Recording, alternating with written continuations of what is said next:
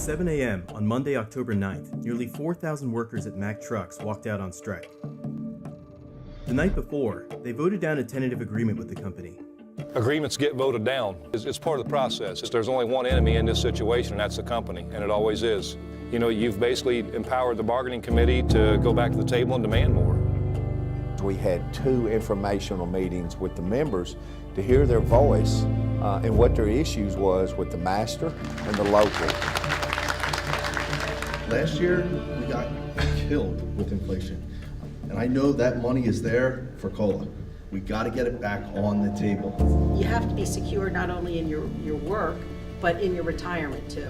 And the extra $1,000 that they're giving us to the 401k is not going to cut it. We should be at 40 hours and that's it. Anything after that should be paid overtime. That's how it's been, that's how it's been. Yay, Maddie! You send a powerful message. 73, and not just in this facility, across the entire Mack Trucks facility, all facilities.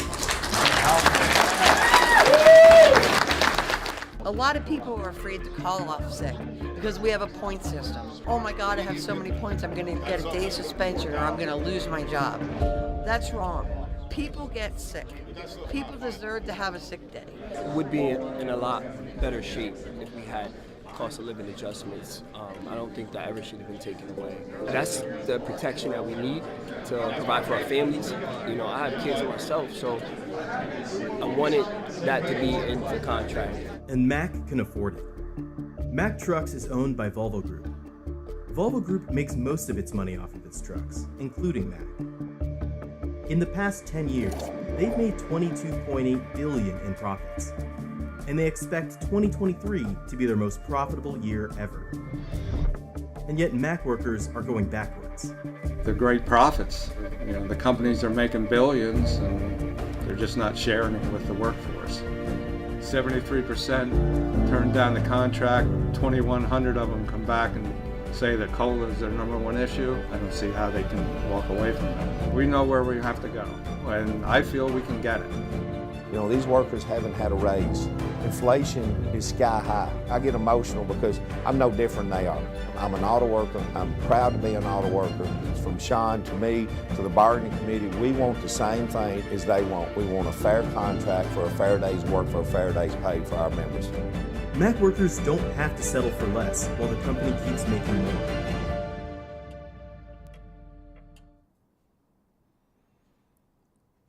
Good afternoon, UAW family. Today we're going to take a closer look at where things stand in bargaining with the Big Three. In the past 24 hours, we've gotten new offers from 2 of the 3 companies. So despite all the bluster about how much the companies have stretched, there's clearly still room to move. But there's also a lot going on across our union, not just in the Big Three. This week, nearly 1,000 UAW members walked out on strike at 3 casinos here in Detroit as part of the Detroit Casino Council. During the pandemic, these workers barely got a raise, so they've launched the first ever wall-to-wall casino strike. Yesterday, we joined those members, along with Blue Cross Blue Shield UAW members on strike and Big Three UAW members on strike. Secretary-Treasurer Margaret Mack and Vice President Mike Booth told the crowd that this isn't just about one industry or one workplace.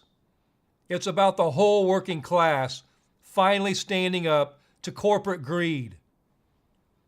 Sunday night, the master contract will expire covering 1,100 workers at General Dynamics in Region 1, Region 2B, and Region 9. At a time when there's endless money for war, somehow there's still no money for the working class.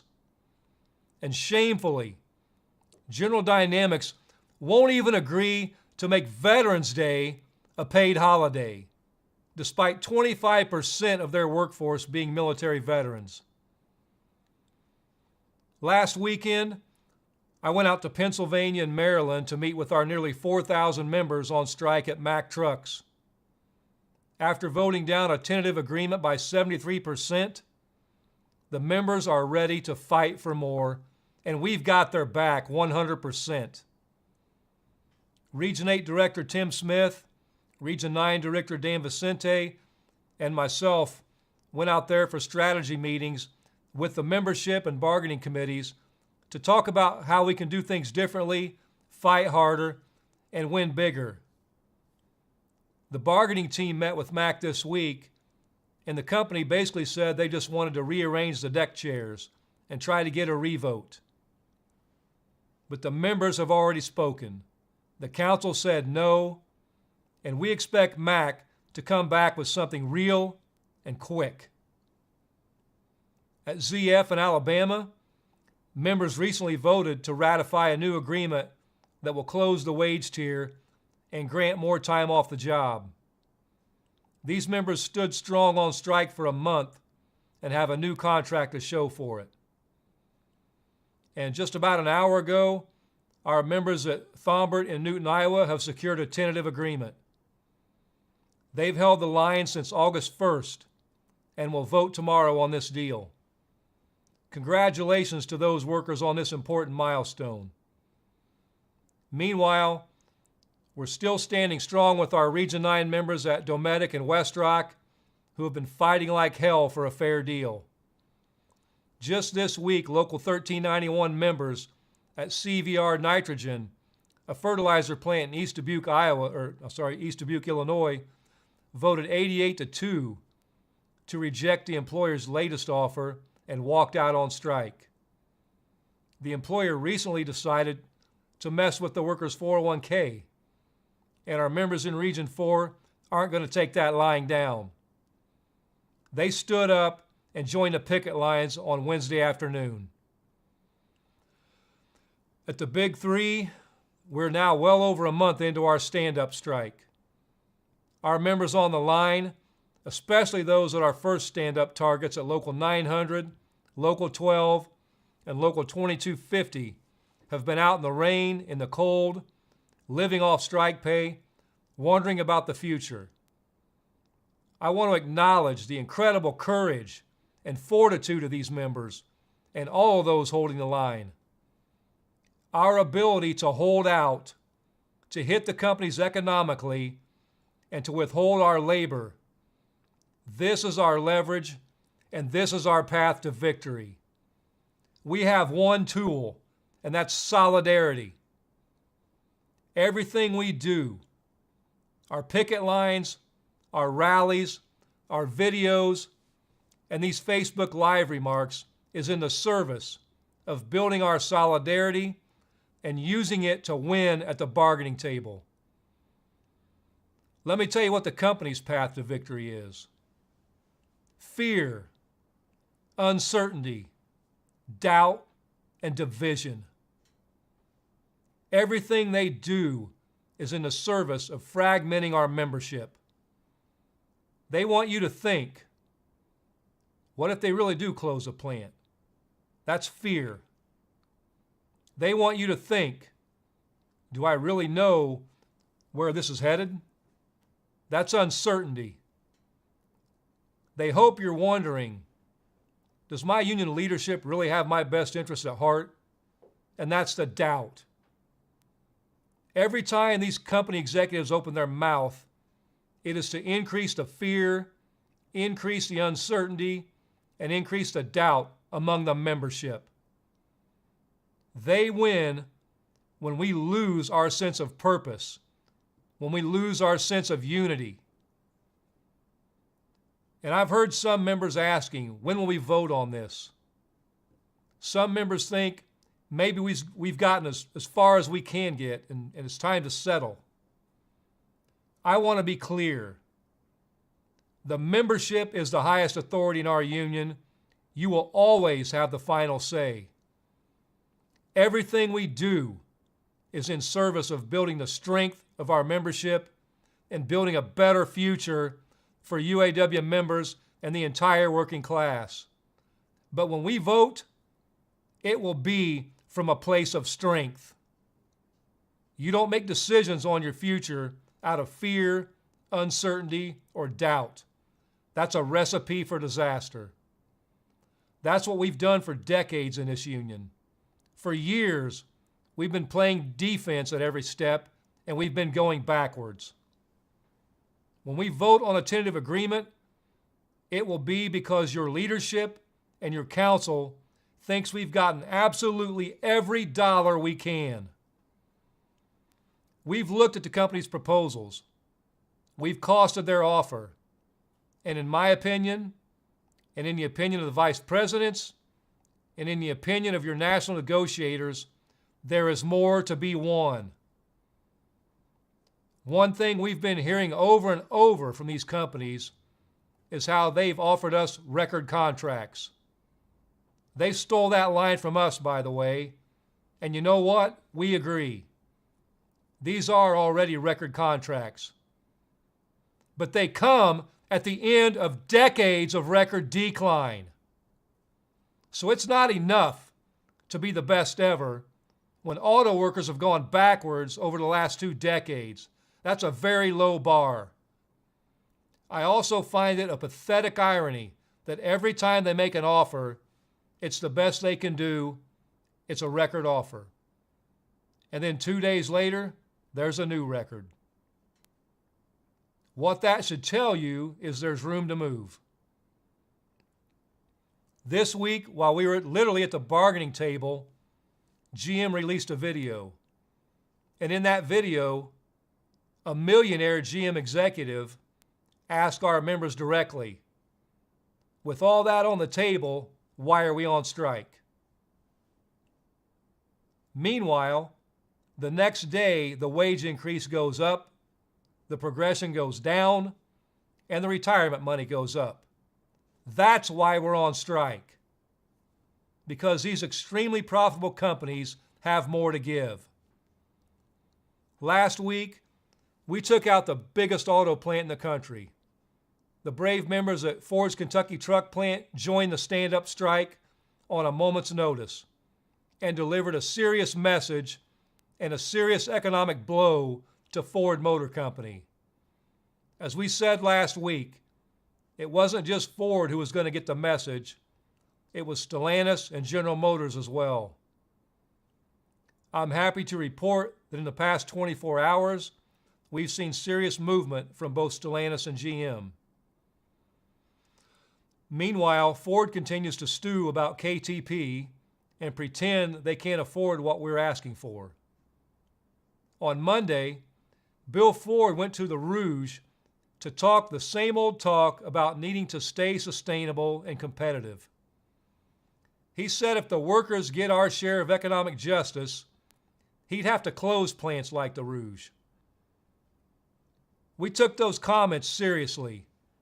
For all their talk about wanting to invest in American jobs, they have the audacity to come to the Rouge and imply they might close it down while they make billions in profits off the products our members build there. It's never going to be enough for these people. We've taken cutback after cutback, done give back after give back over the past 20 years. And what do we have to show for it? 65 plants closed in 20 years. Real wages down 30% over 20 years.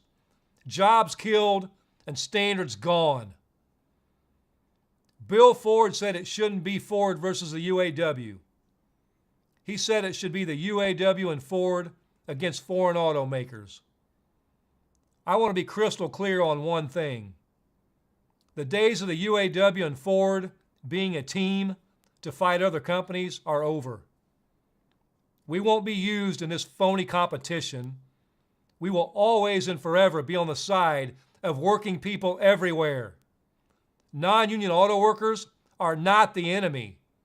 Those are our future union family. Since the stand-up strike began, we've had thousands of non-union auto workers reaching out wanting to join our movement. So no, we're not going to partner with Ford in a race to the bottom.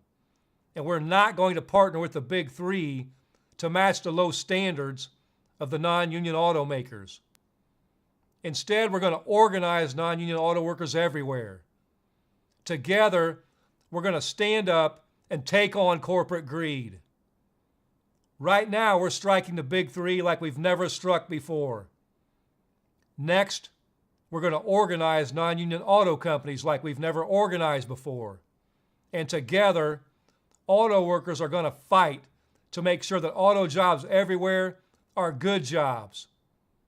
Jobs that can sustain a family. Jobs that allow everyone to retire with dignity. Jobs that are essential to the green economy without sacrificing our union standards. So billionaire Bill Ford made his own speech this week, talking down to us and telling us what we should be willing to accept. Literally, the next day, the company made an astounding announcement. Ford Motor E Company said they were going to give an additional $600 million in shareholder dividends this year. That amount of money alone would amount to about $1 an hour raise for all Ford workers for the entire life of this next contract. Dividends are just throwing money at Wall Street. And I don't have to tell you, lavishing money on people who are already rich doesn't improve the business, and it does not improve the economy. It doesn't make Ford more competitive, and it doesn't secure a future for Ford. Investing in our members does all that. What Ford is showing us is that the money is there, they just don't want us to have it. They constantly make statements about a sustainable future, but actions speak louder than words. What's unsustainable is taking the billions we generate in profit and handing them directly to Wall Street. They're telling us there's no more money while they loot the company through the back door.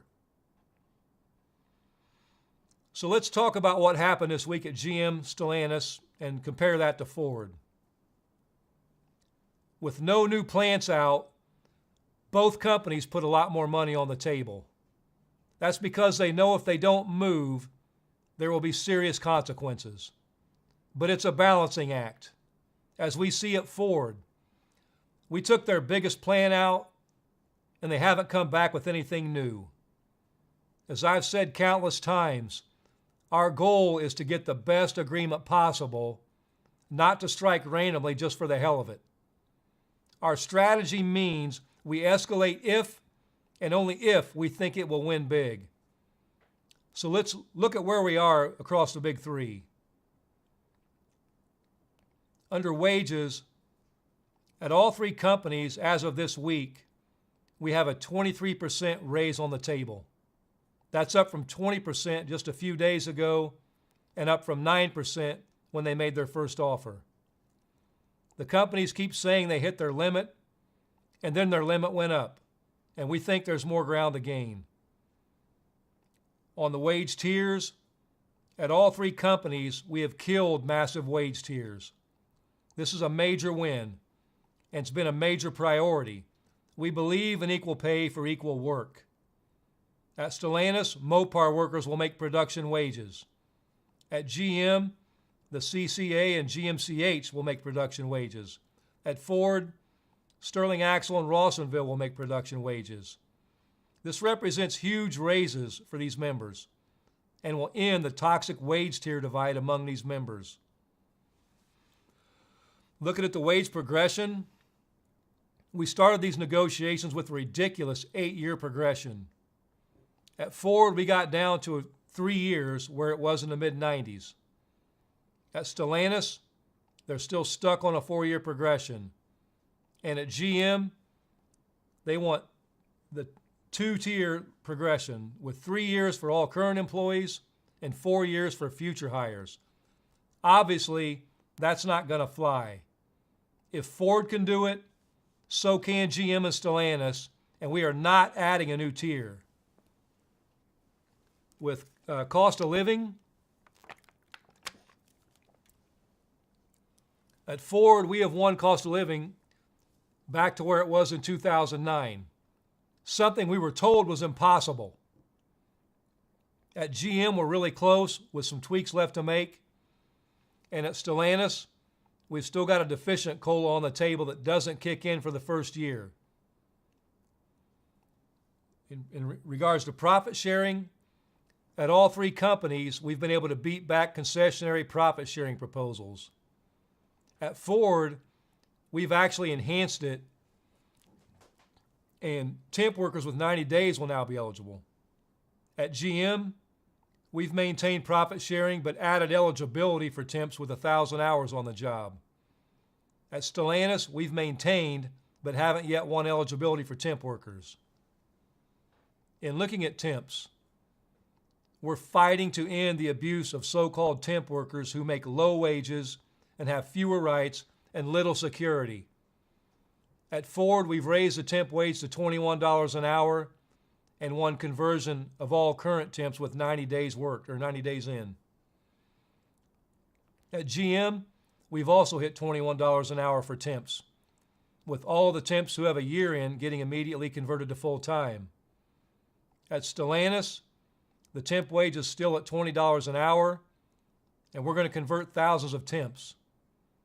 At all three, we're still negotiating a pathway for future temps to get converted to end the abuse of these members. We're fighting hard to win language across the big three that will make sure that temporary work is just that, temporary.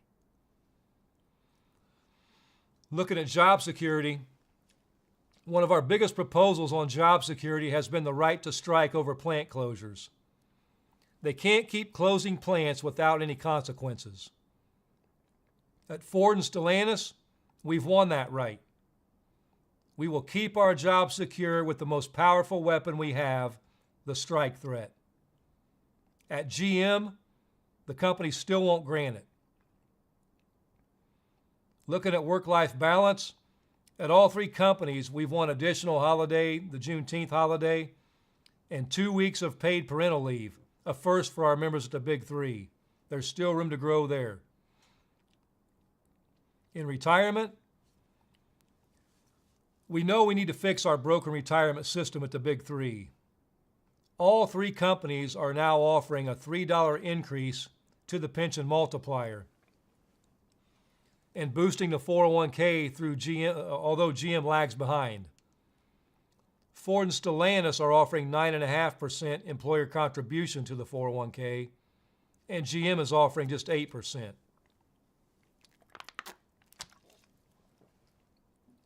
For current retirees, Ford is offering a $250 annual lump sum payment, and GM just a one-time $1,000 lump sum payment. Stellantis isn't offering anything on that front. The skilled trades tool allowance, all three companies are now at $1.50 tool allowance for skilled trades. So what's the punchline? This week, GM and Stellantis got the message loud and clear. They hurried to catch up with Ford. But GM in particular is worrying. They tell us they need a 2-tier wage progression because they expect to do a lot of hiring. At the same time, they threaten product and won't give us the right to strike over plant closures. I wonder how members at Arlington and Flint Truck feel about that. Stellantis has its issues as well. They're still at a 4-year progression. They're still at just $20 for temp workers. They've rejected all increases to retiree pay. I know plenty of members at Sterling Heights Assembly Plant and in Kokomo, Indiana, who aren't going to like that. And Ford is just waiting around, handing out money to Wall Street. I wonder what members at the Rouge thought of Bill Ford's comments implying they might close if we don't settle for what they've offered. The bottom line is we've got cards left to play, and they've got money left to spend. That's the hardest part of a strike. Right before a deal is when there is the most aggressive push for that last mile. They just want to wait us out. They want division. They want fear. They want uncertainty. And what we have is our solidarity. We have great negotiators, we have great staff, and we have the best members in the world. We have plans, We have strategies and tactics to keep winning at the table, backed up by some of the most badass unionists in the country. Poll after poll shows we have the overwhelming support of the American public. The U.S. Senate just introduced a resolution to stand with the UAW, and it has bipartisan support. If we stand together, if we have faith, we will win. Not just a good contract, not just a record contract, but a contract that turns the tide. A contract that finally starts to make things right at the Big Three and for auto workers everywhere. Last of all, I just want to remind you all of one thing. We said last week that we're not sticking to Friday expansions. We're going to hit when we need to hit and where we need to hit. This week, we saw the companies try to get in line with one another. Now we need to move that line across all three. Don't let them divide us. Don't let them scare us. And don't let them confuse us. Our cause is just, the money is there, and our strategy is working. Time is on our side, the American public is on our side, and the facts are on our side. So be ready and stay ready to stand up. Thank you.